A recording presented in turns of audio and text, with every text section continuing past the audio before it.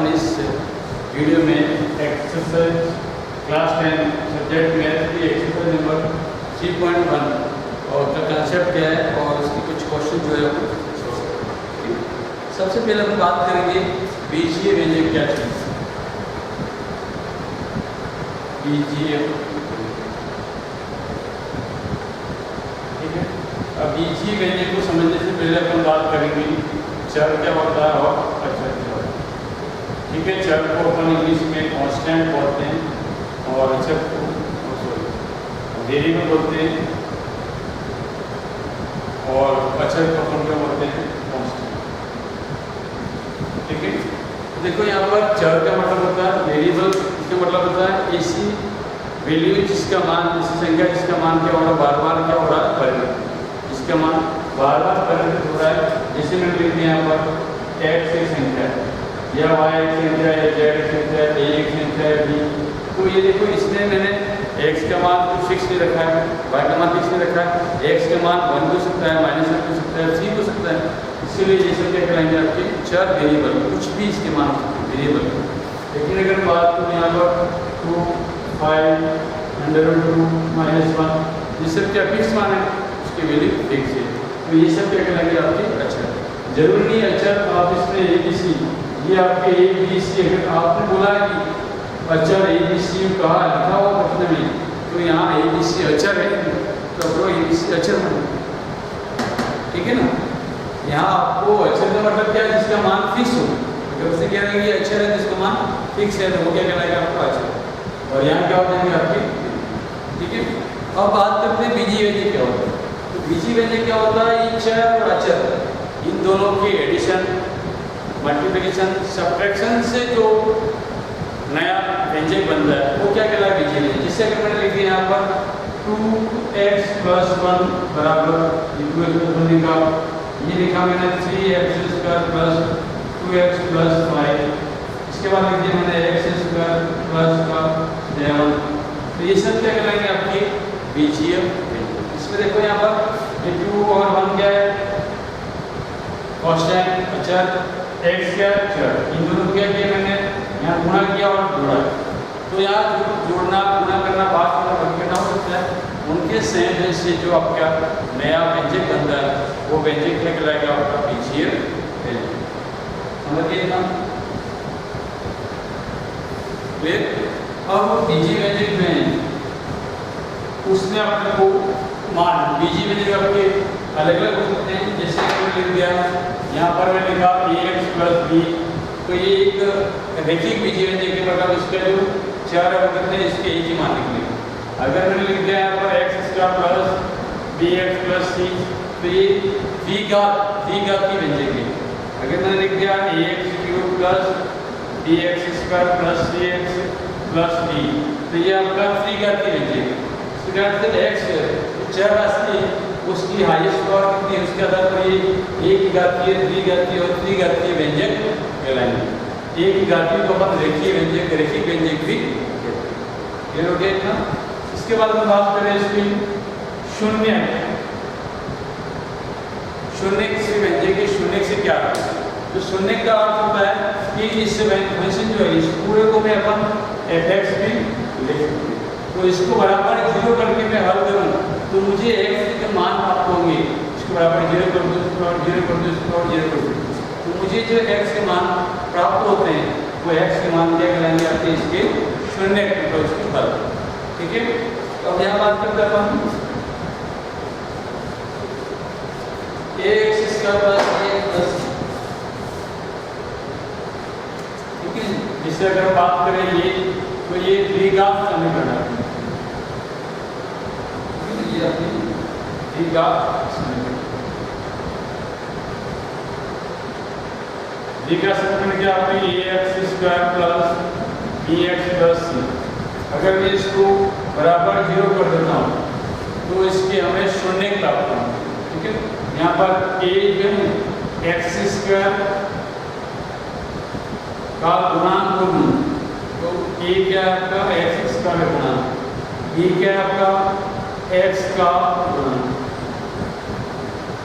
ठीक है। और c क्या है आपका, ठीक है। और x क्या है आपका 4 राशि। ठीक है, तो ये जो है वो आपके द्विघात की x की हाईएस्ट पावर कितनी है, तो ये आपकी द्विघात समीकरण कहलाएगी। ठीक है, अब अगर मैं इसको बराबर 0 रख के हल करता हूँ और उसके जो शून्य है वो मैं निकालूंगा, जिसको मैं fx बराबर 0 रख के 100 के शून्य निकालो बराबर, तो शून्य क्या है, ये माना कि शून्य माना अल्फा एंड बीटा। इसके दो हल आएंगे जो कि अपन क्या मानते थे, अल्फा और बीटा। अब शून्य को में क्या संबंध है, शून्य को में संबंध, तो अगर मैं इन दोनों को जोड़ूं, एक तो मैं दोनों शून्य को जोड़ूं तो क्या हो, और इन दोनों का अगर मैं गुणा करूं तो क्या हो। ठीक है, तो अगर मैं इन दोनों को जोड़ता हूं तो इसका मान माइनस का x का गुणा बटा x स्क्वायर का गुणा बटा x स्क्वायर का। ठीक है, और अगर मैं दोनों का गुणा करूं, अगर मैं दोनों का गुणा करूं तो ये आएगा आपकी अचर बटा x स्क्वायर का। ठीक है, मतलब इसको अपन ये लिख सकते हैं कि ये हो जाएगा माइनस का b बटा a और ये हो जाएगा c बटा a। ठीक है, तो ये अपने को आगे सीधे करना सवाल, इसके लिए मैंने आपको पॉइंट मार दिया। क्लियर हो गया। तो अगर ये x का हाईएस्ट पावर 2 है तो वो द्विघात समीकरण कहलाएगी, उसमें b जो है वो x से गुणा कहलाएगा, यहाँ b जो है वो x से गुणा कहलाएगा और c जो है वो कांस्टेंट और वेरिएबल क्या आपका x। अगर मैं इसको बराबर 0 रख के हल करूँ तो उसके जो मान निकलते हैं वो मान शून्य कहलाते हैं, जिसको मैंने यहाँ x के हाईएस्ट पावर 2 है तो यहाँ पर इसके दो शून्य दो हल निकलते हैं, जिसको मैंने क्या मान लिया, अल्फा और बीटा। अगर मैं अल्फा और बीटा उनमें आपस में क्या रिलेशन है उसकी बात करूँ तो इन दोनों को अगर मैं जोड़ता हूँ शून्य को तो इसका मान हमेशा माइनस का b बटा a के बराबर होता है। मतलब यहाँ जो है वो माइनस b बटा a इन दोनों के बराबर ही भाग करके बराबर होता है, और गुणा करता हूँ तो c बटा a के बराबर होता है। ठीक है, इस तरह से ये अपना प्रश्नावली 3.1 का बेसिक कंसेप्ट मिल गया। ठीक है, तो अपन प्रश्नावली 3.1 के कुछ क्वेश्चन सॉल्व करते हैं।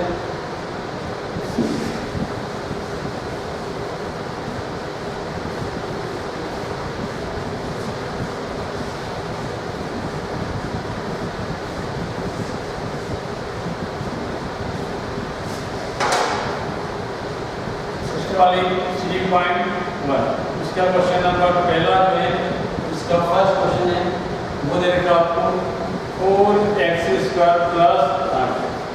ठीक है, देखिए यहाँ पर आपको व्यंजक दे रखा है, उससे पूछा गया है कि शून्य ज्ञात करना और शून्य के तथा गुणांक के बीच संबंध की सत्यता की आपको जांच भी करनी है। ठीक है, देखो यहाँ पर हम जानते हैं कि इसका हल करने के लिए आपको क्या करना पड़ेगा, इसको मैं fx मान लेता हूँ तो आपको क्या करना है, इसके बराबर इसको क्या करना है, 0 रखना है। ठीक है, तो यहाँ पर fx मान कितना है, 4x² + 8x बराबर क्या हो जाएगा, 0। इन दोनों में कॉमन क्या आ रहा है, एक 4 आ रहा है और एक क्या आ रहा है, x आ रहा है। इधर 4 कॉमन आ गया और एक x कॉमन आ गया, क्या रहा, 1। ठीक है, और कितना रहा इधर 4 × 2 8 और इसका 4 × 2 4 तो कॉमन आ गया, कितना रहा 2 और x भी क्या कॉमन आ गया, बराबर क्या है। ठीक है, तो अगर मैं इसके बराबर 0 लिखता हूँ तो एक तो मान आएगा 4x बराबर 0 और एक मान आएगा x + 2 बराबर 0। तो यहाँ से आपके एक पे x का मान क्या आ गया, 0 आ गया। ठीक है, क्योंकि आपकी x मान 0 जो है उसको अपन क्या मानते हैं, अल्फा बराबर क्या है 0 और एक यहाँ से x मान क्या है -2, उसको मैं क्या मान लूँ, बीटा। बीटा का मान क्या आ गया आपकी -। ठीक है, तो ये दोनों आपके शून्य का। अब यहाँ पर शून्य को मैं संबंध, तो अगर मैं दोनों शून्य को जोड़ता हूँ अल्फा प्लस बीटा तो अल्फा कितना है 0, बीटा कितना है -2, कितना आया 9। ठीक है, और अगर मैं यहाँ पर माइनस का b बटा a करता हूँ, माइनस का b बटा a बेटा देखना यहाँ पर x² के आगे जो a है और x से आगे जो क्या आपके 8b है, तो -8b का मान कितना 8, a का मान कितना है 4। तो ये देखो माइनस का बी बटा ए करता हूँ मैं, कितना आएगा ये माइनस का 2। तो यहाँ अल्फा प्लस बीटा में वो माइनस बी बटा ए के क्या आया, बराबर आया। ठीक है, अल्फा प्लस बीटा इसका मान भी -2 है और माइनस बी बाई ए का मान भी क्या -2। ये दोनों क्या आपके कंसेप्ट सही है, मतलब इस तक की जांच हो चुकी है। अब अगर अपन अल्फा इंटू बीटा करते हैं तो ये 0 और ये -2 कितना आ रहा है 0। तो अल्फा इंटू बीटा क्या है 0। ठीक है, फिर मैं c बाई ए निकालता हूँ। c इसमें है ही नहीं कुछ, c नहीं है तो इसको आगे क्या लगा तो 0 लगा। तो c क्या है 0 और a कितना है 4। ये भी c बटा a कितना आएगा 0। यहाँ पर देखो अल्फा इंटू बीटा का मान दे तो c बटा a के बराबर है, मतलब ये सत्य की जांच आपको क्लियर हो गया। ये आपकी प्रश्न वाले नंबर 3.1 का क्वेश्चन नंबर फर्स्ट का फर्स्ट है।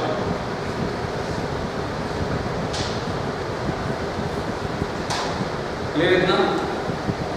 तो अपन क्वेश्चन नंबर फर्स्ट का सेकंड आप करना होगा हमें थर्ड बता।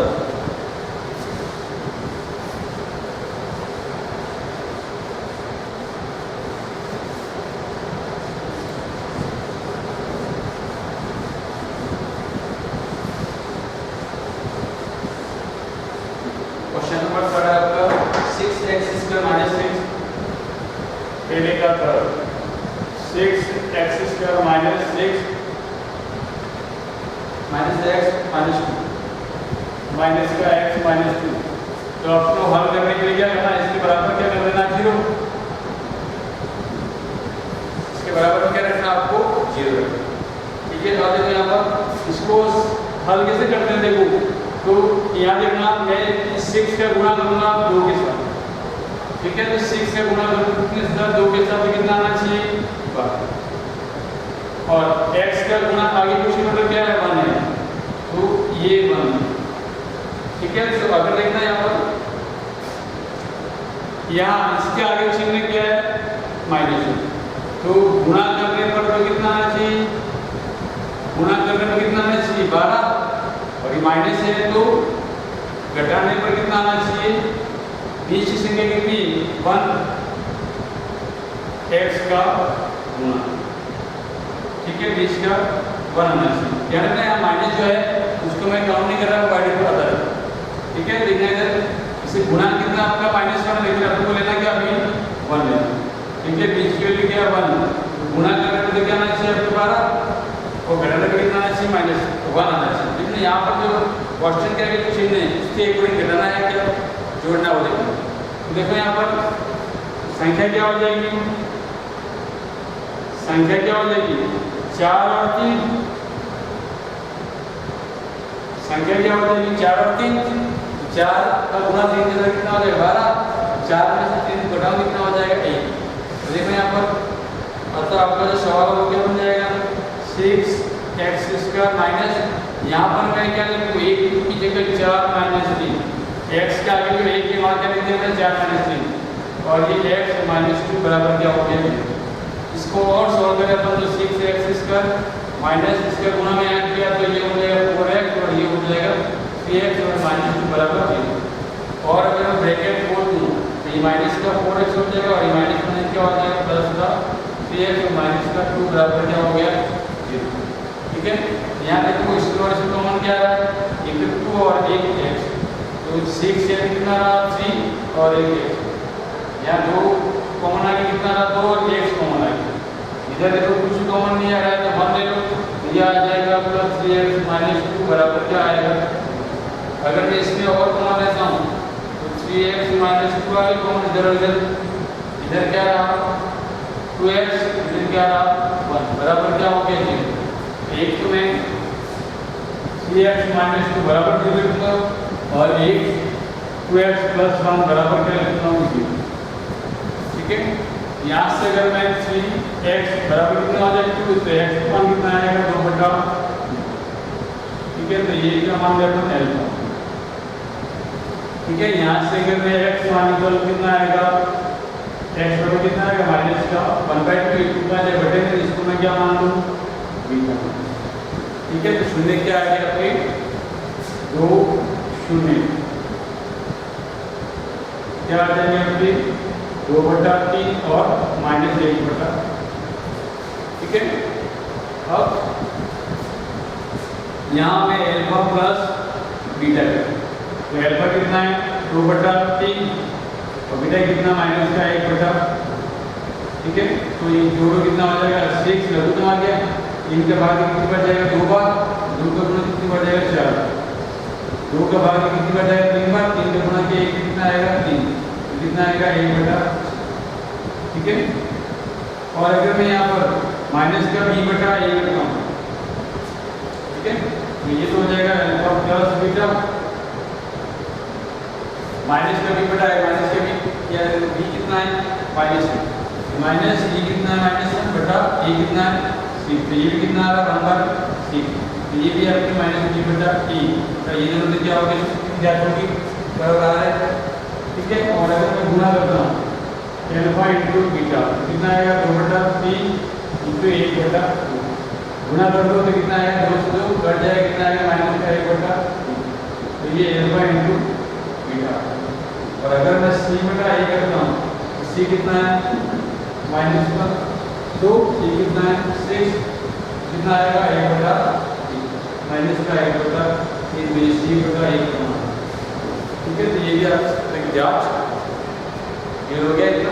तो ये अपन ने क्वेश्चन नंबर 1 और 4 सॉल्व कर दिया। क्वेश्चन नंबर 2 आपको करना है, फिर 4 आपको करना है, ठीक है। 4 क्वेश्चन नंबर 4 करना, ठीक है। अब बता रहा क्वेश्चन नंबर 5,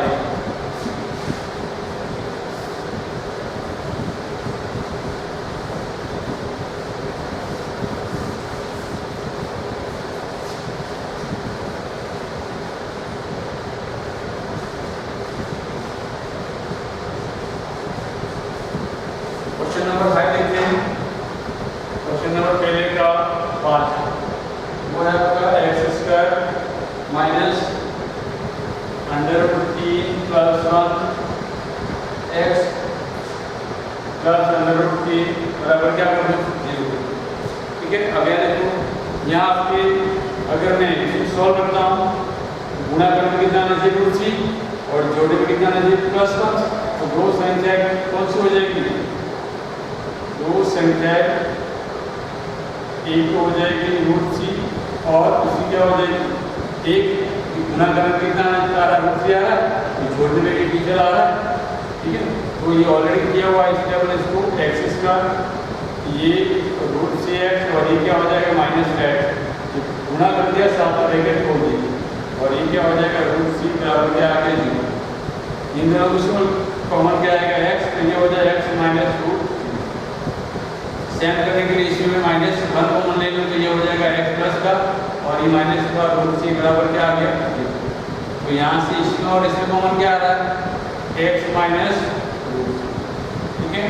अब इधर क्या रहा x, इधर क्या रहा -1 बराबर क्या हो गया 0, एक तो आपके x -√3 बराबर 0 होगा और एक x -1 बराबर क्या हो जाएगा 0। यहाँ से अगर x मान निकल क्या आया √3, उसको मैं क्या मान लूँगा, ठीक है। यहाँ से अगर x मान निकल क्या आएगा प्लस का मान, उसको मैं क्या मान लूँ, ठीक है। तो ये आपके अल्फा और बीटा के मान, ठीक है। अब अगर मैं अल्फा प्लस बीटा करता हूँ, तो अल्फा कितना आपके √3 और बीटा कितना आपके 1, कितना है √3 प्लस, और अगर मैं यहाँ पर -b/1 करता हूँ तो b कितना है √3 + 1 माइनस, और ये कितना आपके ये देखना ये माइनस का, और ये माइनस पहले से जो आता है वो ये वाला, तो माइनस का होगा प्लस, और ये कितना है 1, कितना है आपके -b/, ये कितना है √3 + 1, तो ये और ये सेम आया, मतलब शून्य का योगफल जो होता है -b/a के बराबर। और अगर मैं अल्फा इंटू बीटा करता हूँ क्या आएगा, अल्फा कितना है √3, बीटा कितना है 1, कितना आया अल्फा इंटू बीटा कितना आ गया आपकी। और अगर मैं यहाँ पर c/a करता हूँ, c कितना है √3 बटा a कितना है 1, ये c/a कितना आ रहा आपका √3, तो ये आपकी ये भी सिद्ध हो गया कि अगर अपन दोनों सिमिल का योगफल करते तो -b/a के क्या होता बराबर, और अगर दोनों गुणा करते तो वो C/A के बराबर। ठीक है, यहाँ तक ये अपना क्वेश्चन नंबर फर्स्ट का 5th का फर्स्ट का 6 आपको करना है। इस प्रकार से करना है। ये क्वेश्चन नंबर क्वेश्चन 3.1 का क्वेश्चन नंबर 1 जो है वो कंप्लीट कर दो। ठीक है, बाकी अपन नेक्स्ट वीडियो